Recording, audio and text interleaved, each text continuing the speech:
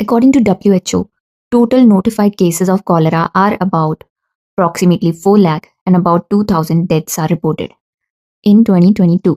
But total estimated true burden उससे भी बहुत ज़्यादा है. It is about 1.3 to 4 million and deaths are about 21,000 to 1,43,000. So there is limitation of surveillance and fear of trade sanctions. Because of that, जो cholera है उसके true estimated burden में बहुत ज़्यादा वेरिएशन है. Now let's meet the pathogen. Pathogen is we have vibrio कॉलेरे.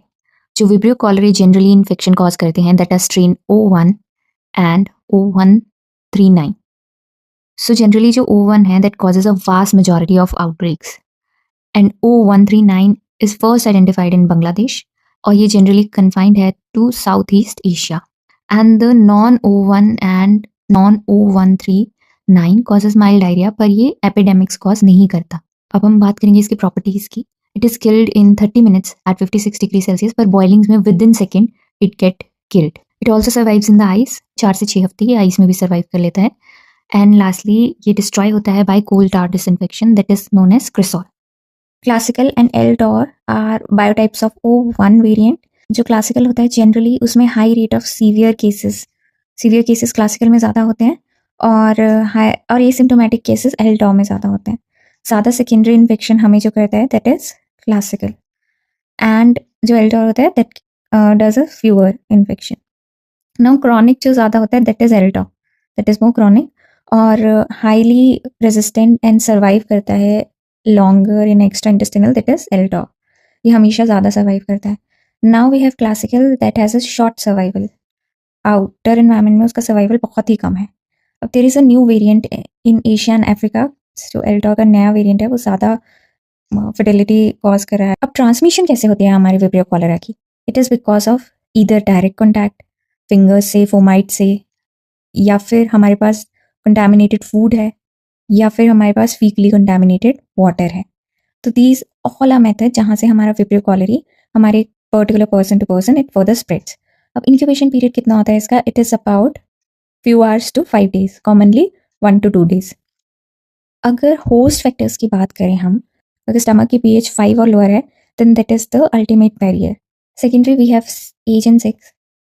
ये generally सारी ages को इम्पैक्ट करता है और इसका अटैक रेट होता है that is highest among children. तो population mobility is also responsible for spreading this disease. अब विब्रियो कॉलेरा का मैकेनिज्म ऑफ एक्शन क्या होता है? विब्रियो कॉलेरा है ये एंटीरोटॉक्सिन रिलीज करता है. जो इसका enterotoxin it has 2 parts, H toxin and L toxin. H toxin पहले तो हमारा H टॉक्सिन जो होगा वो that will bind to the intestinal cells, intestinal epithelium के साथ एंकर कर जाएगा. देन फर्दर L टॉक्सिन जो है हमारा inside the cell that will bind to adenyl cyclase. Adenyl cyclase के साथ बाइंड करेगा तो मैसिव CAMP रिलीज करेगा जो कि फर्दर हमारा कॉन्टिन्यूसली फ्लूइड्स एंड आयंस को ल्यूमन में भेज देगा और वाटरी डायरिया कराएगा. Now there are 3 stages of progression to severe cases. First stage is stage of evacuation. इसमें हमारे पास जो राइस वाटरी स्टूल्स हैं वैसे हमारे स्टूल्स आ रहे हैं. Then there stage of collapse. जब बहुत ज़्यादा डिहाइड्रेशन हो गई होती है, पेशेंट में संकन आइज हैं, हॉलो चीक्स हैं, इंटेंस थर्स्ट है, एब्सेंट पल्स है, लेग या एब्डोमेन क्रैम्प्स और इसमें डेथ तक हो सकती है पेशेंट में. Now there stage of recovery. अगर हम ट्रीट करें पेशेंट को तो ब्लड प्रेशर पेशेंट का फिर से राइज करने लगता है and urinary secretion further establish हो जाती है. एक तो cholera is a notifiable disease. Secondly अब हमें पेशेंट को डायग्नोज कैसे करना है? Suppose we already had a patient with the symptoms of rice watery stool, severe dehydration. तो सबसे पहले sample is taken before antibiotic. So we have to take rectal swab और stool sample. So best method to take rectal swab is to either using rubber catheter और rectal swab. फिर sample लेने के बाद हम फर्दर उसे transport medium में भेजेंगे. Transport in Cary Blair medium, Venkatraman medium. If no medium तो हम सोक करेंगे स्वैब को इन लिक्विड स्टूल और सील करेंगे इन प्लास्टिक और फिर उसे इमीडिएटली डिस्पैच करेंगे to laboratory. Further lab confirmation कैसा होता है? बाय यूजिंग एनरिचमेंट मीडियम जिसमें हमारा पेप्टोन वाटर टोलोराइट होता है. देन एनरिचमेंट मीडियम का बेसिक पर्पस होता है to enhance the bacterial growth. Further we can use culture करते हैं हम इसको बाइल सॉल्ट अगार में. देन फर्दर फॉर सीरोटाइपिंग की कौन सा स्ट्रेन है? Serotyping is used, we use slide agglutination test with polyvalent serum followed by in Inaba and Ugawa Antisera to determine the serotypes. उसके बाद बायोकेमिकल वेरिफिकेशन के लिए हम जो vibrio cholera that produces sucrose and mannose, and it also tests positive for cholera red reaction and oxidase string test. तो yes, हमने क्या देखा, तो कल्चर जर्नी क्या ये फॉलो करता है, पेप्टोन वाटर टोलराइड में इसे एनरिच करते हैं, फिर सब कल्चर करते हैं बाइल सॉल्ट एगार में ओवरनाइट, तो एक ट्रांसलूसेंट स्मूथ कॉलोनीज बन जाती हैं, and that is confirmed by gram negative string test, oxidase test, slide agglutination and production of acid in sucrose and mannose पर not arabinose. So direct examination में अगर हम फील्ड माइक्रोस्कोपी में देखें, dark field microscopy में, तो विब्रियोस जो होते हैं that shows like image of shooting stars. Okay, so this is treatment networks that we can establish without losing time for controlling a cholera epidemic. So firstly, there are home centers because 90% of cases they get treated at home because they are of mild diarrhea. उन्हें ज़्यादा बड़ा diarrhea होता भी नहीं है. Then we can also create temporary centers where we can treat cholera patients for some times. We should also have mobile teams to assist the workers in epidemic. We can further refer those patients to a hospital. So how do we treat patients? With rehydration and antibiotic. So with rehydration, we use ORS, oral rehydration therapy, and as well as IV fluids. Only this can reduce the mortality up to less than 1%. तो उसके बाद हम further antibiotic use करते हैं. It is administered only after the vomiting stops, usually after 3 to 4 hours of oral rehydration therapy. Injectables कोई special advantage follow नहीं करता है, तो common drugs that we use is fluoroquinolones, azithromycin, ampicillin and tetracycline. And caution, do not use antidiarrheals, antiemetics and antispasmodic or corticosteroids. Drug of choice for cholera is doxycycline. Now अब हम sanitation measures भी हमें लेने पड़ेंगे क्योंकि cholera is spread because of contaminated water, food and direct contact of flies. So sanitation measure हम कैसे ले सकते हैं? We can boil the water or chlorinate the water. Second, excreta disposal proper होना चाहिए. There should be sanitary latrines. And then food should be hot cooked.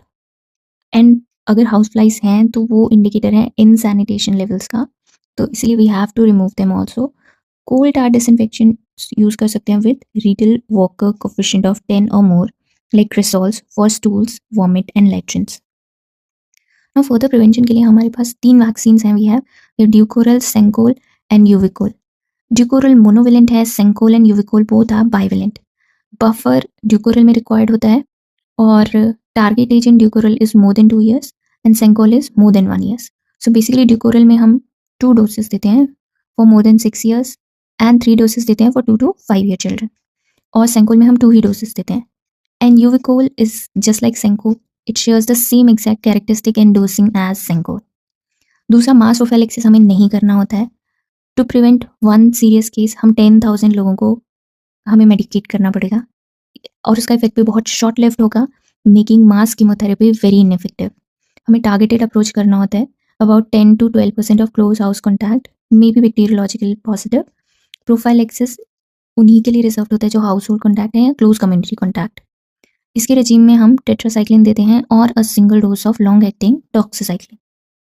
Now WHO की cholera kits हैं. So first kit is investigation kit, second is lab confirmation kit and treatment kits that are for community, peripheral and central levels.